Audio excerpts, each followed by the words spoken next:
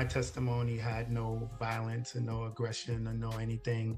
It was really like a surprise to me to the fact that I was even called to testify. All seemed gleaming and glamorous in Diddy's universe, but Sharay Hayes just walked into the court to disclose grim secrets that shatter that illusion. Her explosive testimony regarding wild, orchestrated sex parties involving Cassie has you wondering, how far does this reality extend?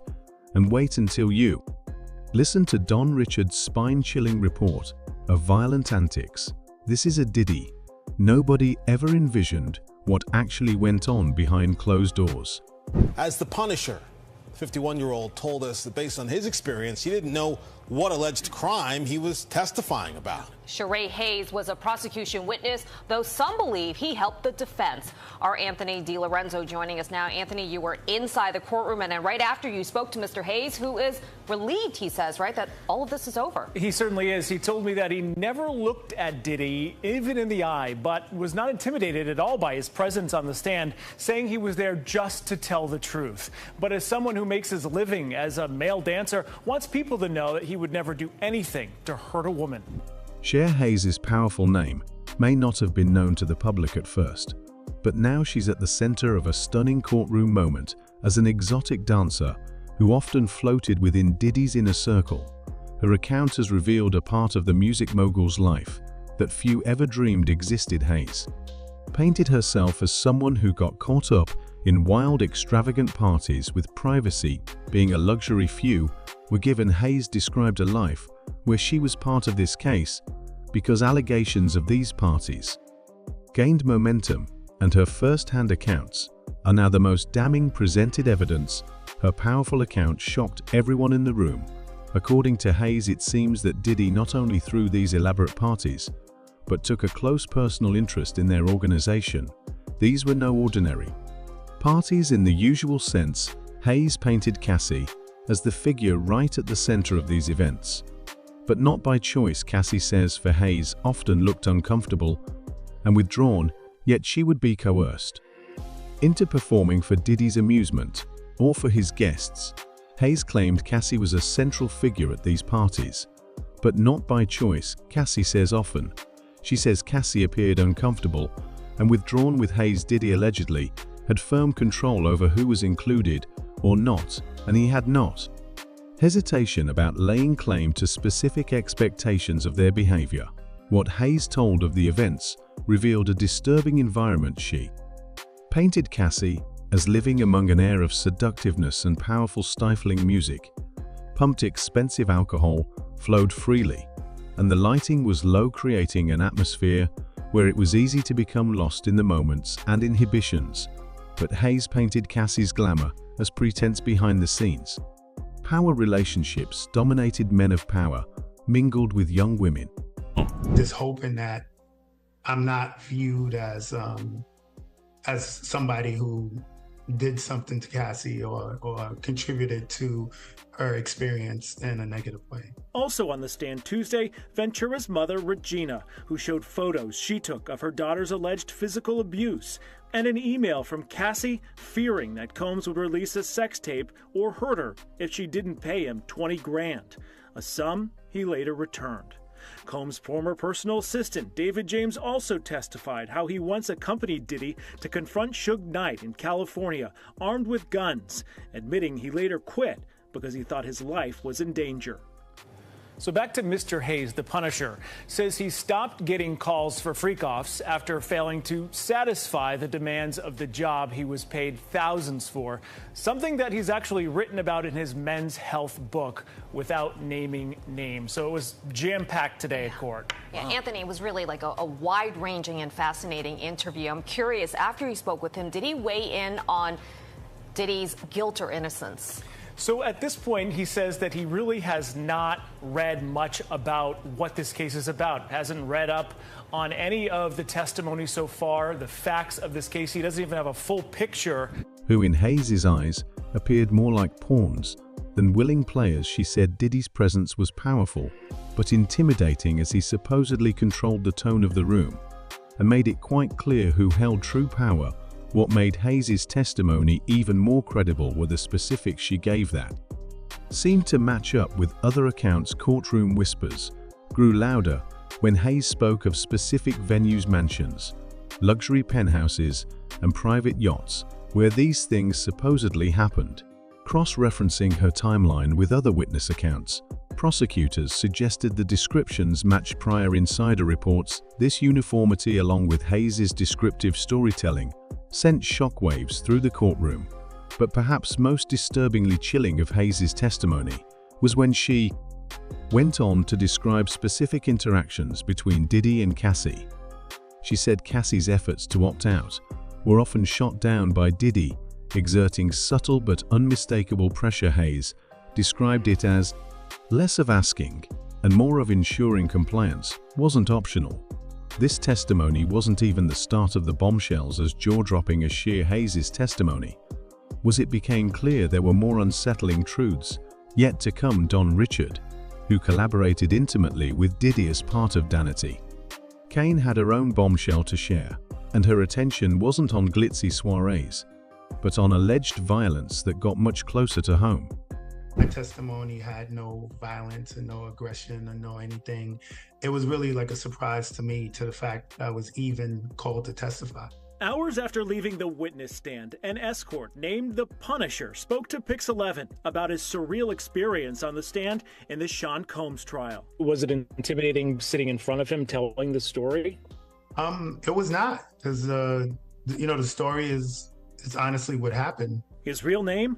Sharay Hayes. The 51-year-old has been working in the adult entertainment industry for 30 years and recalls taking a phone call from Cassie Ventura in 2012.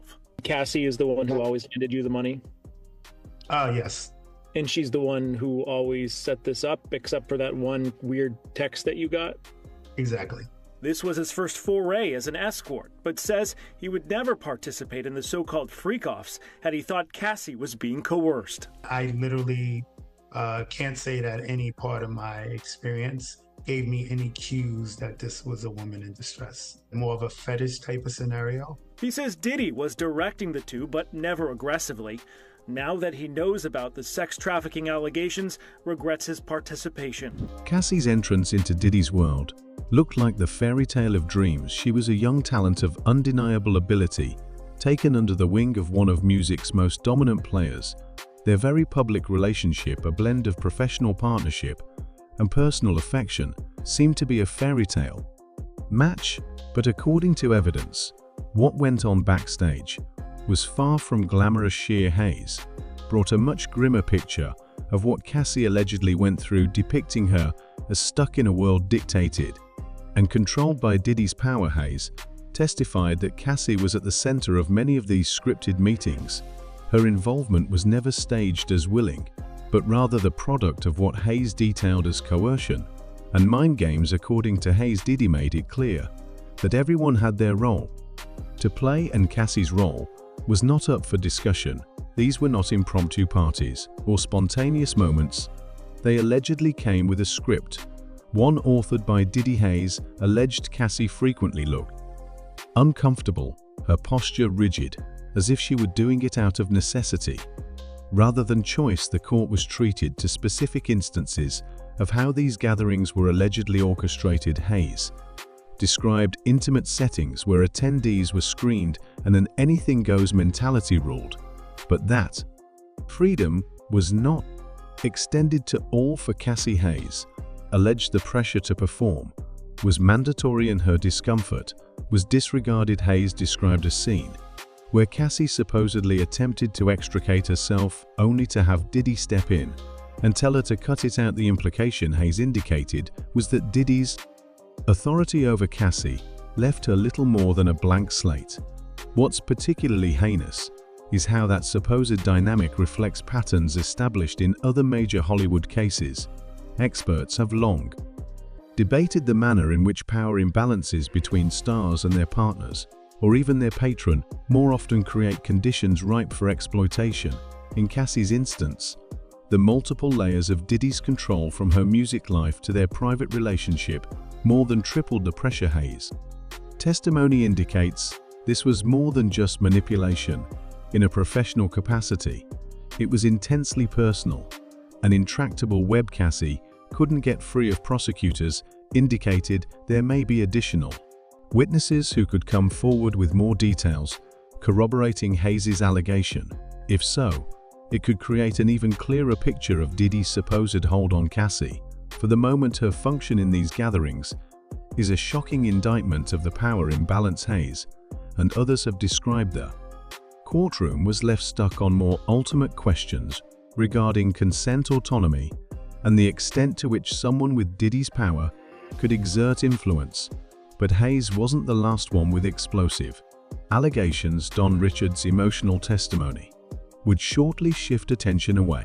The Punisher, and that he was a male exotic dancer, and I was like, oh, that kind of clicked. So he had walked in. He's a very tall man. He's well put together. He had an entire suit on with a tie. He's very built, and the first thing that the prosecution asked was just about the exhibit photos, those exhibit photos being just kind of a standard press photo essentially of Diddy and Cassie, and he confirmed that that's Cassie Ventura and that's Sean Combs, aka Diddy. And so he said in the fall of 2012 he was paid to create a sexy erotic scene for a woman who had called him. He said that he met the two while he was working at a club event, but it was a woman who had called him saying that she wanted kind of a present by her husband around her birthday time, and that her husband said it was okay if she were to hire a dancer. So the Punisher initially thought that he was going to be doing kind of a dance for women at a bachelorette party, but when somebody opened the door, it was, lo and behold, Cassie Ventura. He had said that she was wearing a bathrobe and she was a wig, and initially didn't even recognize her at first. But this was this first meetup that they had, again, expecting a crowd during this, but really it was just Cassie in the room. Again, not knowing it was Cassie at the time. And then he was told that her husband wanted her to put baby oil on each other and create this kind of fantasy, this erotic scene. Don Richard, better known as a member of the girl group Danity, Kane had her share of success under Diddy's guidance. She emerged on the scene during the height of Diddy's influence, early in the 2000 SE, when he was masterminding reality TV-fueled music acts and building his empire. But her testimony revealed she saw so much more than the highs and lows of a music career. Her experiences painted a picture of violence that shocked the courtroom and added another level to the already horrific allegations against him. While most of the witnesses in the case were centered on unveiling Diddy's alleged control and coercion, Dawn's testimony brought attention to what she described as frequent outbursts of anger and aggression. She claimed Diddy didn't simply manipulate, he used physical aggression to instill fear in those around him. One such incident, Dawn recounted, involved an exchange during a recording session where Diddy allegedly lashed out over a disagreement. It didn't matter who was there. When he got angry, you felt it, she said, adding that the emotional aftermath of these incidents lingered long after they occurred. But the most chilling story Dawn recounted wasn't one of a studio meltdown or a professional disagreement. It was personal. According to her, she once witnessed Diddy grab Cassie's arm during an argument, pulling her so hard that she winced in pain. Dawn's voice reportedly shook as she detailed how the room froze in silence, no one daring to intervene.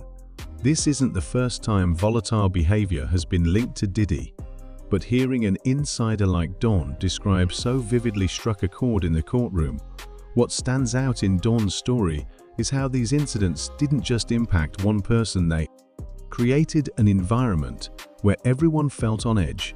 She claimed that Diddy's temper was unpredictable, describing moments where he'd switch from charm to furious outbursts with little warning. It was like walking on eggshells, she said, highlighting how his demeanor could flip in an instant for Dawn. And as she hinted, perhaps many others, this wasn't so much a work dynamic, it became a way of life that forced the people around him to constantly manage his moods. What makes Dawn's revelations so compelling is how they intersect with prior rumors of Diddy's behavior. Over the years, whispers of his explosive temper have crept up every so often, but they were always dismissed as exaggerations or misinterpretation of artistic genius. Her testimony, however, adds vivid detail and first-hand witness to those allegations and frames them in a much darker light. Dawn's statements also provide what Sharay Hayes and other testimonies did not a viewpoint on how this alleged violence wasn't simply about